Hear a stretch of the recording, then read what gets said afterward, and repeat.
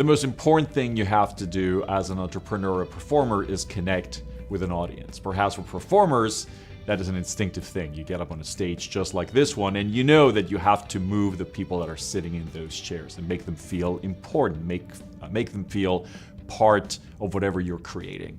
It's the exact same thing as somebody releasing a new product or a new service. You need to understand who your customer is.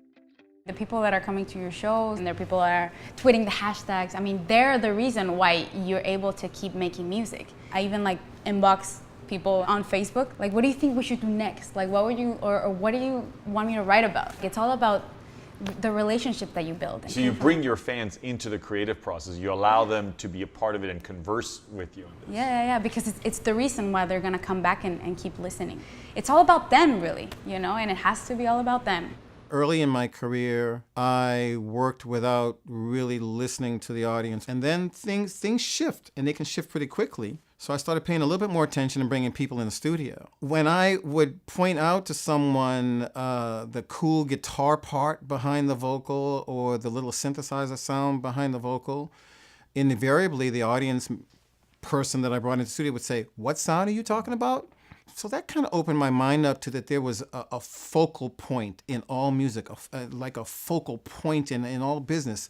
This is the thing that we do better than anyone else. And for a song, it's the lead vocal. So if the lead vocal can communicate something to the audience member, I think that that's really where the power is. When you show that respect to your customers, when you truly want to understand who they are and what needs they have, in many ways you're shifting the way that you're communicating with them from a one-way conversation to a two-way dialogue. When I started Sonic Bids, I was a talent agent booking very well-known artists. I had developed a product that was primarily appealing to young independent musicians who were just getting started out. My challenge was to understand what needs they had, what moved them, what drove them.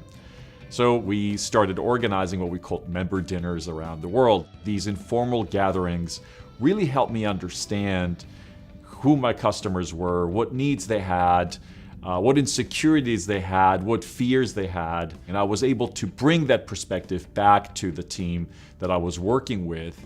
And that became, in many ways, our true north when it came to product development. I am not the target audience for Nike. But I was a creative director at one of the most powerful brands that are focusing on the 18-year-old football crazy kid. So my rigor was to really understand the heart and mind of this kid and do that through observation and do that through listening and do that through having a great team of designers who are all focused on that same kid. Because I believe that muse will lead you in the right direction. And I think it's okay to follow, right? I think a lot of times entrepreneurs will be like, I don't follow, I lead, it's my idea, it's great. You're following something. And I think that's what Nike and the strong brands are incredibly good at. They're obsessed with who their consumer is. They're obsessed with their muse, and they're following them. One of my favorite stories about the importance of getting out and seeing customers interact with your products is a story I got from my friend David Kelly at Stanford D School when he talks about Doug Dietz at GE Medical, who built the famous MRI machine that we've all seen in hospitals. And Doug was a very serious product designer, and he went to the hospital once and saw a child running down the hall in tears. And he said to the technician there, "What happened there? Did something go wrong?" And the technician sort of laughed and said, "Something go wrong? Every child who gets anywhere near one of these machines bursts into tears." And Doug Dietz was heartbroken. Here he thought that he'd built these beautiful machines that would save people's lives, and yet a significant population of the patients who were going to come in contact with this machine wanted nothing to do with it. And so Doug pulled back and started thinking about the entire experience of how a child learns that he or she has to get an MRI.